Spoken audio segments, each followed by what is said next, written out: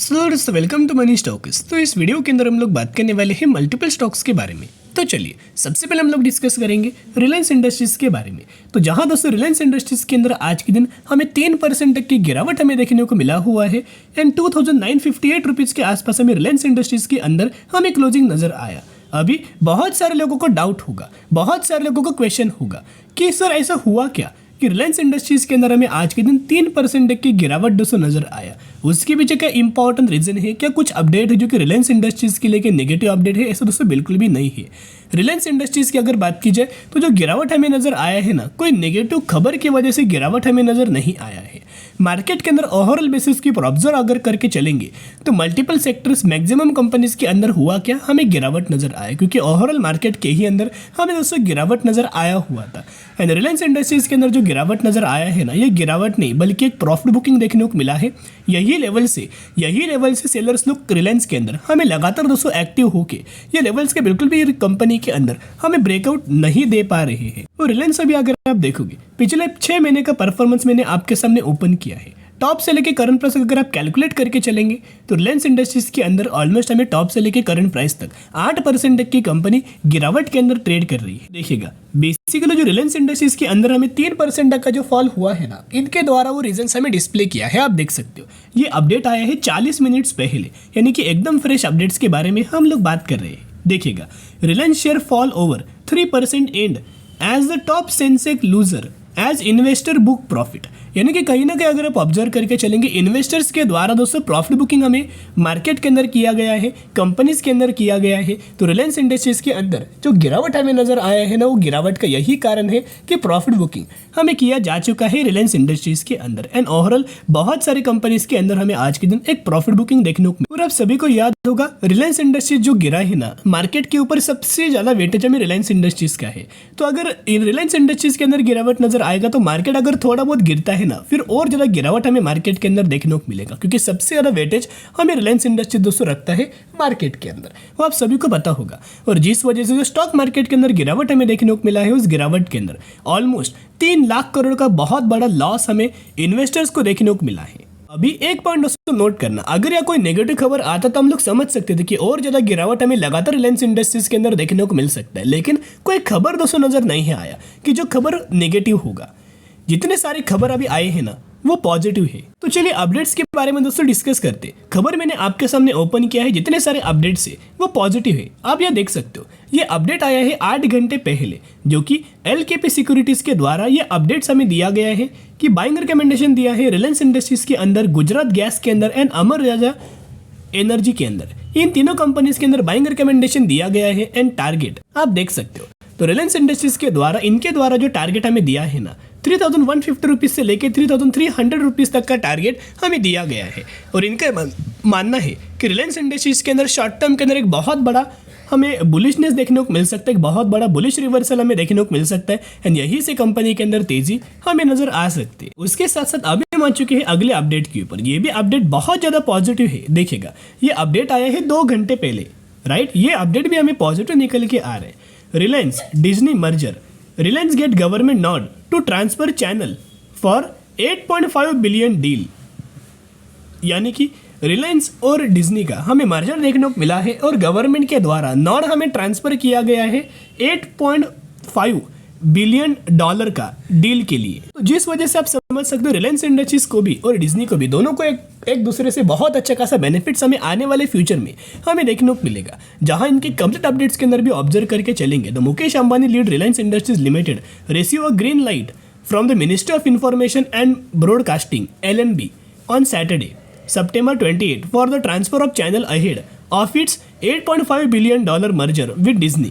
It has paves to the way for the creation of one of the India's largest media conglomerates. यानी कि इसका मतलब क्या है कि दोनों कंपनियों को आने वाले सालों में विन विन सिचुएशंस के अंदर हमें बेनिफिट दिया जाएगा। उसी के साथ साथ एक और ब्रोकरेज फर्म के द्वारा रिलायंस इंडस्ट्रीज के अंदर हमें टारगेट दिया है। तो इनके द्वारा एक तो बाइंग रिकमेंडेशन प्रोवाइड किया गया है एंड टारगेट प्राइस दिया है 3,600 रुपए। तो दोस्तों रिलायंस के अंदर जो गिरावट हमें देखने को मिला है ना, वो ओवरऑल मार्केट के अंदर गिरावट नजर आया, रिलायंस इंडस्ट्रीज के अंदर प्रॉफिट बुकिंग नजर आया, इसी वजह से गिरावट हमें नजर आया है। बाकी कोई नेगेटिव खबर हमें रिलायंस इंडस्ट्रीज के अंदर देखने को नहीं मिला।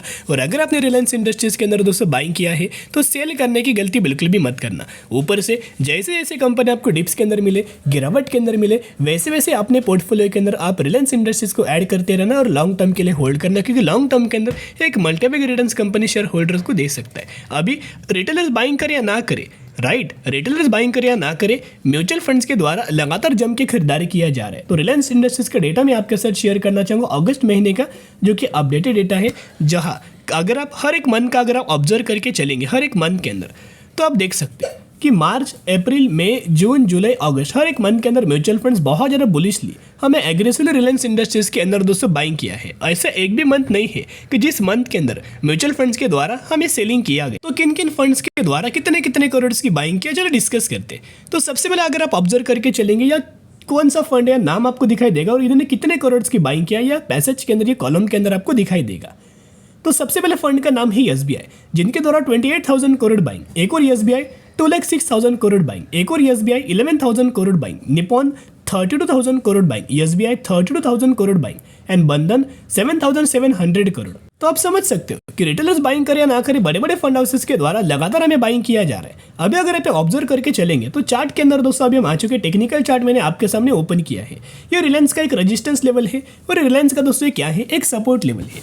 जब जब कंपनी नीचे आता है, इन्हीं लेवल्स के ऊपर रिलायंस के द्वारा हमें सपोर्ट लिया जाता है और यही से रिलायंस के अंदर क्या होता है, हमें सपोर्ट लेके तेजी शो करता है, या फिर जैसे कंपनी के अंदर तेजी आता है यही लेवल से कंपनी रेजिस्टेंस फेस करके हमें गिरावट शो करता है। लेकिन पिछले 2 बार दोस्तों कंपनी ने क्या किया, रेजिस्टेंस तो लिया लेकिन यही लेवल्स के ऊपर दोस्तों होल्ड करके हमें कंपनी तेजी आने की कोशिश कर रहा है। और अभी भी अगर आप देखोगे टॉप पॉइंट से ही रिलायंस के अंदर एक रिजेक्शन हमें देखने को मिला है। तो दोस्तों रिलायंस अभी क्या करेगा, यहाँ कंपनी होल्ड कर सकता है, यही पैसेज के अंदर रिलायंस इंडस्ट्री अपना होल्ड कर सकता है एंड फिर जैसे कंपनी यहाँ से निकलेगा फिर एक अच्छी खासी तेजी हमें देखने को मिलेगा। इसका मतलब क्या है, हमें क्या समझ में आ रहा है कि जो कंपनी का जो इंपॉर्टेंट रेजिस्टेंस लेवल है वही लेवल्स के ऊपर लगातार कंपनी आके हमें दोस्तों फॉल या दिखा रहा है।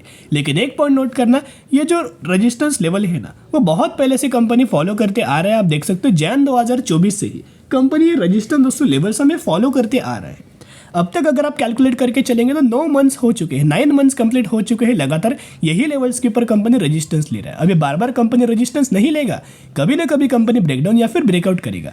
एंड रिलायंस इंडस्ट्रीज कोई बुरा कंपनी नहीं है कि जिस वजह से आपको ब्रेकडाउन नजर आएगा। यही लेवल से कंपनी दोस्तों क्या कर सकता है, सिनेरियो में आपके साथ शेयर कर रहा हूँ। यही लेवल्स के ऊपर कंपनी सपोर्ट लेके फिर हमें अच्छी खासी रैली हमें शो कर सकते। और रिलायंस इंडस्ट्रीज के अंदर बहुत सारे लोगों के डाउट्स हमें निकल के आ रहे हैं कि सर रिलायंस इंडस्ट्रीज का आईपीओ कब आने वाला है, राइट, रिलायंस ग्रुप का आईपीओ कब आएगा। क्योंकि क्या होता है ना, बहुत सारे ग्रुप्स के आईपीओ भी मार्केट के अंदर धीरे धीरे करके आ रहे हैं।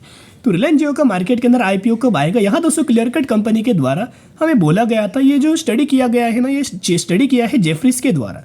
तो इनका क्या मानना है कि रिलायंस जियो प्रिपेयर्स फॉर आईपीओ इन 2025। इनका ये मानना है कि कंपनी अगले साल 2025 के अंदर अपना आईपीओ हमें प्रिपेयर कर सकता है लॉन्च के लिए। और कितने वैल्यूएशंस के ऊपर किया जाएगा, $112 बिलियन वैल्यूएशंस के ऊपर दोस्तों आईपीओ के अंदर हमें इनका वैल्यूएशन हमें हो सकता है। और उसी के साथ साथ आईपीओ के हिसाब से आपको पता लग चुका है कि इस साल तो आईपीओ नहीं आने वाला, अगले साल यानी कि 2025 के अंदर दोस्तों आईपीओ हमें देखने को मिल सकता है, राइट। ये हुआ आईपीओ से रिलेटेड। तो आई होप आपके डाउट दोस्तों क्लियर हो चुके होंगे। और एक और अपडेट बचा हुआ है, आपको पता है कि रिलायंस इंडस्ट्रीज के द्वारा बोनस का अनाउंसमेंट किया गया है एंड रेशियो है 1:1 का। तो अगर आपके पास रिलायंस इंडस्ट्रीज के 1 शेयर होंगे तो हर एक शेयर के बदले कंपनी आपको एक बोनस शेयर देने वाली है। तो जरूर कंपनी के बारे में स्टडी करना, एनालिसिस करना और जैसे आपको कंपनी गिरावट के अंदर मिले अपने पोर्टफोलियो के अंदर ऐड दोस्तों जरूर करना। सेलिंग करने की गलती मत करना, कोई नेगेटिव अपडेट्स नहीं है। चलिए अभी हम बात करेंगे मदरसन सुमी के बारे में, यानी कि संवर्धन मदरसन इंटरनेशनल लिमिटेड के बारे में हम लोग बात करने वाले हैं। जहां हमें कंपनी के अंदर आज के दिन 2% तक का फॉल हमें देखने को मिला एंड 211 रुपए के आसपास हमें क्लोजिंग नजर आया। तो मदरसन सुमी के अंदर आपको पता होगा यही वो कंपनी है जो कंपनी हमने आपके साथ ऑलमोस्ट 110 रुपए के आसपास, 115 रुपए के आसपास रेंज में हमने दिया हुआ था। इस रेंज के अंदर जब भी आपको मदरसन सुमी कंपनी देखने को मिले जरूर कंपनी के अंदर बाइक करना। तब कंपनी चल रहा था 125 रुपए का। तो 125 रुपए की कंपनी के अंदर गिरावट भी हुआ था और मुझे अभी भी दोस्तों याद है कि मदरसुमी ये कंपनी 112 रुपये के आसपास कंपनी ने अपना लो टच किया हुआ था और यही लेवल से जो कंपनी के अंदर तेजी फिर आने लगा ना, फिर कंपनी बिल्कुल भी नहीं रुका, लगातार कंपनी के अंदर तेजी आने लगा। लेकिन कुछ और ब्रोकरेज फर्म के द्वारा और हमें टारगेट मदरसन सुमी के अंदर दिया है और ये टारगेट आया है 6 घंटे पहले। आप देख सकते हो stocks to buy today, analyst expect up to 40% upside on CG power and Samvardhana Motherson international, यानी कि मदरसन सुमी। तो मदरसन सुमी की अगर बात की जाए, आप देख सकते हो ये कंपनी के अंदर दोस्तों स्ट्रांग बुलिशनेस हमें दिखाई दिया है। इनका ही मानना है कि कंपनी के अंदर टारगेट दिया है 300 रुपये का, जहाँ करंट प्राइस से अगर आप कंपेयर करेंगे तो और हमें आने वाले फ्यूचर में कंपनी 40% तक की तेजी और हमें मदरसन सुमी कंपनी के अंदर देखने को मिल सकता है। एंड टारगेट हमें दिया गया है 300 रुपये। तो दोस्तों मदरसन सुमी एक फंडामेंटली कंपनी बहुत ज़्यादा स्ट्रांग है, auto accessories auto components company manufacturing करता है, राइट। लेकिन अभी क्या है ना, लगातार कंपनी दोस्तों तेजी के अंदर मिल रहा है, तो अभी बाइंग करने की कोशिश मत करना। अगर कंपनी कंसोलिडेट करता है, अगर कंपनी गिरावट के अंदर दोस्तों मिलता है तो ही हमें बाइंग करने का दोस्तों व्यू रखना चाहिए किसी भी कंपनी के अंदर, सिर्फ मदरसन के अंदर नहीं, किसी भी कंपनी के अंदर अगर आपको बाइंग करना है तो एक तो वो कंपनी कंसोलिडेशन फेज के अंदर बिलोंग करना चाहिए या फिर गिरावट के अंदर होना चाहिए, ताकि हमें आने वाले सालों में क्या होता है, बहुत बड़ा बेनिफिट्स मिलता है। तो बिजनेस कंपनी का अच्छा है, क्लाइंट्स कंपनी के अगर देखोगे तो इंडिया के अंदर मोर देन 70% तक का जो मार्केट कैप्चर करके बैठा है ऑटो एसेसरीज के अंदर, उस कंपनी का नाम है मदरसन सुमी। और क्यों कंपनी को सबसे ज़्यादा बेनिफिट मिल रहा है, क्यों कंपनी को लगातार तेजी आ रहा है, उसके पीछे का एक कारण है, क्योंकि जो ऑटो सेक्टर की कंपनीज है, जितने सारे इंडिया के अंदर ऑटो सेक्टर की कंपनीज है, वो मदरसन सुमी से ही स्पेयर पार्ट मैन्युफैक्चरिंग करके लेता है हर एक मंथ के अंदर। तो इनके क्लाइंट्स आप देख सकते हो, क्लाइंट्स यानी कि कौन, ऑटो सेक्टर की कंपनीज, जैसे कि Hyundai, BMW, Maruti Suzuki, Renault, Nissan, Ford, Mercedes Benz, Tata motor, GM, Kia, Volvo, MLM, Toyota and Volkswagen. उसी के साथ में अगर आप एक पॉइंट ऑब्जर्व करके चलेंगे मदरसन सुमी के अंदर दोस्तों, अगर आप एक पॉइंट ऑब्जर्व करेंगे तो जब लगातार मदरसन सुमी गिर रहा था ना, बड़े बड़े म्यूचुअल फंड्स के द्वारा लगातार दोस्तों बाइंग किया गया था।